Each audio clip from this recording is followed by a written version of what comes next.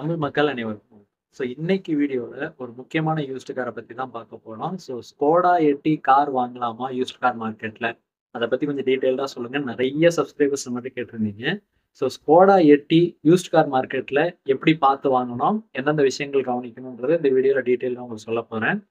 அதுக்கு முன்னாடி ஸ்கோடா எட்டி பார்த்தீங்க அப்படின்னா, இப்ப நம்ம பேச போறது 2009ல இருந்து 2013 வரைக்கும் விற்பனையான ஃபர்ஸ்ட் ஜெனரேஷன் ஸ்கோடா எட்டி பத்தி தான் இப்ப பேசப் போறோம். இப்ப ஸ்கோடா எட்டி பார்த்தீங்க அப்படின்னா, ஒரே ஒரு இன்ஜின் ஆப்ஷன்ல மட்டும் தான் அந்த கார் சேல் பண்ணாங்க. 2 லிட்டர் அதாவது 2000 CC 1948 CC turbo diesel engine தான் உங்களுக்கு குடுத்திருந்தாங்க. 2 லிட்டர் சிஆர்டிடிஐன்னு சொல்லுவாங்க அந்த இன்ஜின் உங்களுக்கு. அதிகபட்சமா ஒரு 138 புள்ளி சம்திங் 0.08 சம்திங் பவர் உங்களுக்கு பிஹெச்பி பவர் ப்ரொடியூஸ் பண்ணோம். 320 நியூட்டன் மீட்டர்ஸ் ஆஃப் டார்க்கோட மேட் பண்ணி வந்தது. 6 ஸ்பீட் மேனுவல் கியர் பாக்ஸோட வந்தது. 4 வீல் டிரைவ் 4x4 ப்ராப்பரான 4 வீல் டிரைவ் சிஸ்டத்தோடயும் வந்தது. நார்மல் 2 வீல் டிரைவோடயும் வந்தது. இந்த வண்டி வந்து பார்த்தீங்க அப்படின்னா, நெறைய பேருக்கு வந்து அது எல்லா செட் ஆஃப் கஸ்டமர்ஸ்க்கும் அப்பீலிங்கா இருக்கும்னு சொல்ல முடியாது. கொஞ்சம் டிஃபரெண்ட்டா ஒரு வண்டி வாங்கணும். ஒரு எஸ்யூவி ஸ்டாண்ட்ஸ்ல வண்டி இருக்கணும். கிராஸ் ஓவர் டைப்பாவும் இருக்கணும். மைல்டு ஆஃப் ரோடிங்கும் போணும். அது மட்டும் இல்லாம சிட்டில காம்பாக்ட்டாவும் இருக்கணும்ன்ற மாரி ஒரு வெல் பேலன்ஸ்டு ஸ்டேட் ஆஃப் லுக்ல வந்து அந்த வண்டி இருக்கும். ஒரு சிலருக்கு பிடிக்கும், ஒரு சிலருக்கு பிடிக்காது. லுக்ஸ் வந்து சப்ஜெக்டிவ் தான். அவங்கவங்க எடுத்துக்கிறத பொறுத்து இருக்கு. வண்டி வந்து ஒரு ஸ்கோடா எட்டி வந்து எப்படி நம்ம உங்களுக்கு என்னென்ன விஷயங்கள் அந்த வண்டியில வந்து பார்க்கணும், முக்கியமான விஷயங்கள்னு பார்த்தீங்க அப்படின்னா, வண்டியோட டிரைவ் டைனமிக்ஸ் எல்லாம் பார்த்தீங்க அப்படின்னா, ஸ்டீயரிங் ஷோர் ஃபுட்டடா இருக்கும். கொஞ்சம் ஹெவியர் சைடு தான். Hydraulic power steering. மத்தபடி அது குடுக்குற ஃபீல் அண்ட் ஃபீட்பேக் ரொம்பவே நல்லா இருக்கும். இன்ஜின் வைஸ் சொல்லவே வேண்டாம். பயங்கர பக்காவா இருக்கும் பெர்ஃபார்மன்ஸ். பக்காவா மெயின்டெயின் பண்ண வண்டியா இருந்ததுன்னா, 1.5 லேக் கிலோமீட்டர்ஸ்னாலும் நீங்க பயப்படாம வாங்கலாம். ப்ராப்பரான ஷோரூம் ரெக்கார்டு இருக்கு அப்படின்னா, பயப்படாம வாங்கலாம். அப்படி இல்ல, நீங்க வந்து வெளிய தான் பார்த்துருக்கேன் அப்படின்னாலும், இன்ஜினோட கண்டிஷன் வந்து பக்காவா இருந்ததுன்னா, நீங்க தயங்காம வாங்கலாம். இப்ப இந்த வண்டி வந்து பார்த்தீங்கன்னா, அந்த டிரைவிங் வந்து உங்களுக்கு ரொம்ப ஸ்பிரிச்சுவலா, ரொம்ப ஒரு எந்தூசியாஸ்டிக்கா இருக்கும். ஆக்ஸலரேஷன் வந்து பிரிஸ்கா இருக்கும். ரொம்ப உங்களுக்கு வந்து அந்த டெம்ப்டிங்கா இருக்கும். வண்டி எடுத்து ஓட்டிக்கிட்டே இருக்கணும்ன்ற ஒரு எண்ணம் இருக்கும். டிரைவிங் வந்து ரசிச்சு ஓட்டலாம் அந்த வண்டிய பொறுத்தவரைக்கும். சஸ்பென்ஷன் செட்டப் இயல்பாவே இந்த வண்டி வந்து உங்களுக்கு கொஞ்சம் ஹார்ட் சைடு தான் செட்டப்ல இருக்கும். கார்னரிங் பண்ணும்போது நல்ல ஒரு ஃபீல் கிடைக்கும். ரொம்ப ஸ்பீட்ல போய் நீங்க கார்னரிங் பண்ணீங்கன்னா, லைட்டா பாடி ரோல் வந்து இருக்க தான் செய்யும். ஏன்னா இது எஸ்யூவி ஸ்டாண்ட்ஸ்ல உங்களுக்கு எர்கனாமிக்ஸ் அண்ட் ஏரோடைனமிக்ஸ் உங்களுக்கு வந்து கொஞ்சம் வீக்கர் சைடுல தான் இருக்கும். ஏன்னா இது எஸ்யூவின்றதுனால கொஞ்சம் பாக்ஸி ஷேப்ல இருக்கும். ஃபங்ஷனல் ரூஃப் ரெயில் குடுத்திருப்பாங்க. வண்டி டிரைவிங்க்கு feel and feedback, steering feel and feedback, cornering stability வந்து ஒரு எஸ்யூவி மாரி இருக்காது. நல்லாவே இருக்கும். வளைச்சு நெளிச்சு ஓட்டுறதுக்கு நல்லா இருக்கும். ஸ்டீயரிங் கொஞ்சம் ஹெவியர் சைடா தான் இருக்கும். நான் ஏற்கனவே சொன்ன மாரி ஹைட்ராலிக் ஸ்டீயரிங். ஆனா, அது ஒரு டீல் பிரேக்கர் இல்ல. இந்த வண்டி வந்து உங்களுக்கு ரொம்ப சாஃப்டர் சைட் சஸ்பென்ஷன் செட்டப் இல்லன்றதுனால, பெரிய மேடு பள்ளத்துல வேகமா போட்டீங்கன்னா, கண்டிப்பா உள்ள வந்து ஃபீல் ஆகும். வண்டி மத்தபடி இன்டீரியர்லாம் பார்த்தீங்க அப்படின்னா, பின்னாடி இருக்கையில நீங்க ஒரு செடான் அளவுக்கு இட வசதிய எதிர்பார்க்க முடியாது. ரொம்ப டைட்டாவும் இருக்காது, ரொம்ப ஃப்ரீயாவும் இருக்காது. ஒரு ஆவரேஜா இருக்கும்.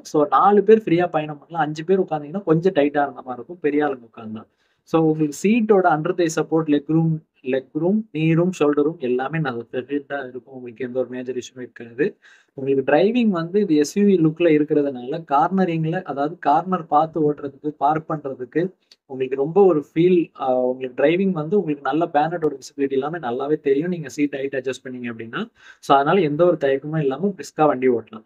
அதே மாரி இன்டீரியர்ல குடுத்திருக்கிறதும் சரி, எக்ஸ்டீரியரோட குடுத்திருக்கிறதும் சரி, பெயிண்ட் குவாலிட்டியா இருக்கட்டும், பில்ட் குவாலிட்டியா இருக்கட்டும், உள்ள குடுத்திருக்கிற பிளாஸ்டிக்கோட குவாலிட்டியா இருக்கட்டும், எல்லாமே டாப் நாச்சா இருக்கும். ரொம்ப இப்ப நீங்க 10, 12 வருஷம் ஆயிருந்தாலும், இப்ப அந்த வண்டி நீங்க ஒரு நல்ல கண்டிஷன்ல, நல்ல மெயின்டனன்ஸ்ல இருக்க வண்டிய வாங்குனீங்க அப்படின்னா, இப்பவும் அதே குவாலிட்டி இருக்கிறத நீங்க எதிர்பார்க்க முடியும். எந்த ஒரு ஃபேடிங்கும், கிராக்கிங்கும் இல்லாம இருக்கும். நான் சொல்றது பக்காவா மெயின்டெயின் பண்ண ஒரு டேஷ்போர்ட்லாம் பக்காவா மெயின்டெயின் பண்ண ஒரு வண்டி இருந்ததுன்னா, அப்படியே தான் இருக்கும். பில்ட் டூ லாஸ்ட்ன்னு சொல்லலாம். இப்ப இந்த வண்டி வந்து பார்த்தீங்க அப்படின்னா, எந்தெந்த விஷயங்கள் முக்கியமா கவனிக்கணும். ஏசி பெர்ஃபார்மன்ஸ் நல்லா இருக்கும். பின்னாடி ரியர் ஏசி வந்துட்டு குடுத்திருப்பாங்க. ஆனா ரொம்ப டாப் நாச் கூலிங் வந்து இருக்கும்னு சொல்ல முடியாது. ஏசி கூலிங் வந்து இயல்பா வந்துட்டு நீங்க ரொம்ப சம்மர்ல வந்து பின்னாடி கொஞ்சம் கூலிங் ஆகறதுக்கு டைம் எடுக்கும். ஏன்னா உங்களுக்கு பூட் ஸ்பேஸும் உள்ளே கவர் ஆகி வர்றதுனால. பூட் ஸ்பேஸ பொறுத்தவரைக்கும் பார்த்தீங்கன்னா, வண்டி பெருசா இருந்தாலும், வெளிய இருந்து பார்க்க பெரிய வண்டியா இருந்தாலும், பூட் ஸ்பேஸ் வந்து ரொம்ப மாசிவ்ன்னு சொல்ல முடியாது. ஒரு காம்பேக்ட் செடானுக்கு அதாவது காம்பேக்ட் எஸ்யூவிக்கு நீங்க என்ன எக்ஸ்பெக்ட் பண்ணணுமோ அந்த லெவலுக்கு தான் இருக்கும். ஸோ இன்டீரியர்ல நான் ஸ்பேஸ பத்தி ஏற்கனவே சொல்லிட்டேன். மத்தபடி நீங்க வண்டியோட ஏசி கூலிங் வந்து ரொம்ப டாப் நாச்சுன்னு சொல்ல முடியாது. இப்ப ஏசி வந்து ரொம்ப கூலிங் கம்மியா இருந்தாலோ, இல்ல ஏதோ அப்நார்மல் சவுண்ட் இருந்தாலோ, ஏசி சிஸ்டம் வந்து நம்ம எட்டிய பொறுத்தவரைக்கும் உங்களுக்கு வந்து கொஞ்சம் காஸ்ட் ஹையா வரும்.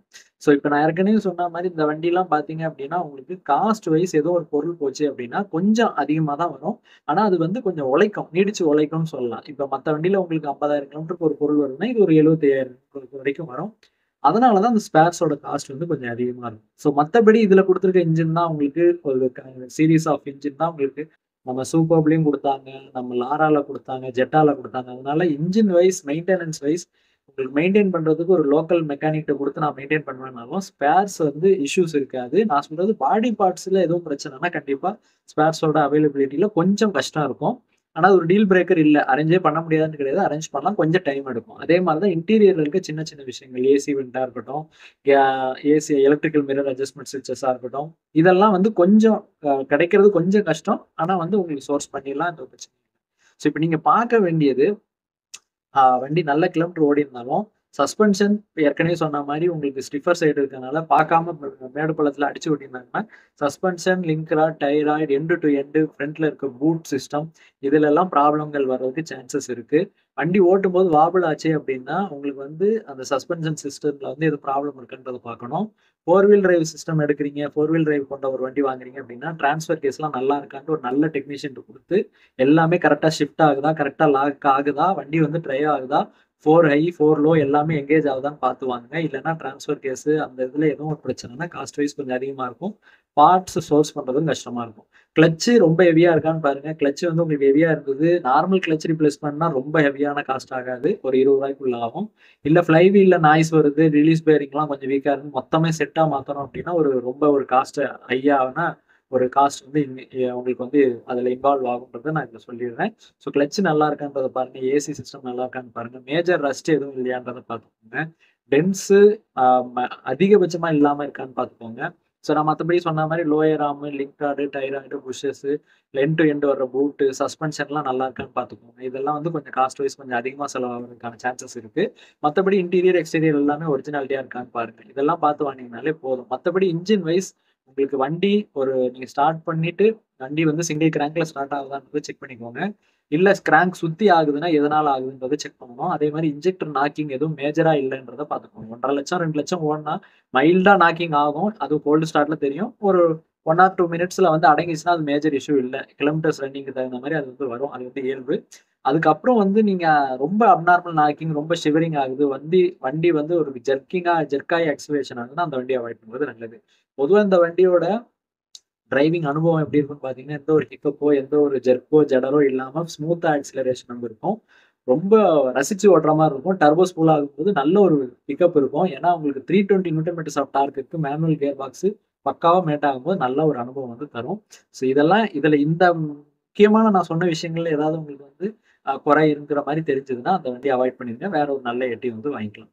ஸோ இது போக ஜெனரல் ரன்னிங்க்கு தகுந்த மாரி டயர்ஸோட கண்டிஷன், வண்டியோட பேட்டரி கண்டிஷன், மத்த வேர் அண்ட் டேர் பார்ட்ஸ்லாம் எப்படி இருக்குன்றத பார்த்துக்கோங்க. இதெல்லாம் பேஸ் பண்ணி நீங்க உங்களுக்கு வந்து ஒரு வண்டிய அனலைஸ் பண்ணிட்டு, வண்டி எல்லாம் ஓகேன்னா, ஒரு நல்ல டெக்னீஷியன் வச்சு பார்த்தீங்கன்னா, அந்த வண்டிய வாங்குறதுல உங்களுக்கு வந்து ஒரு வேல்யூபிளா இருக்கும். ஸோ மேஜர் லாஸ் வந்து இருக்காதுன்ட்டு நம்பலாம். ஸோ இந்த வீடியோல ஸ்கோடா எட்டி பத்தி டீட்டெயில்டா அனலைஸ் பண்ணி சொல்லியிருக்கேன். நெக்ஸ்ட் உங்களுக்கு வந்து அந்த 2013லேருந்து 15, 16 வரைக்கும் லான்ச் ஆன நெக்ஸ்ட் ஃபேஸ் லிஃப்ட் மாடல பத்தி அடுத்த வீடியோல நம்ம பார்க்கலாம். ஸோ நம்ம சேனலுக்கு இன்னும் சப்ஸ்கிரைப் பண்ணாம இருந்தீங்கன்னா, மறக்காம சப்ஸ்கிரைப் பண்ணி சப்போர்ட் பண்ணுங்க. Thank you.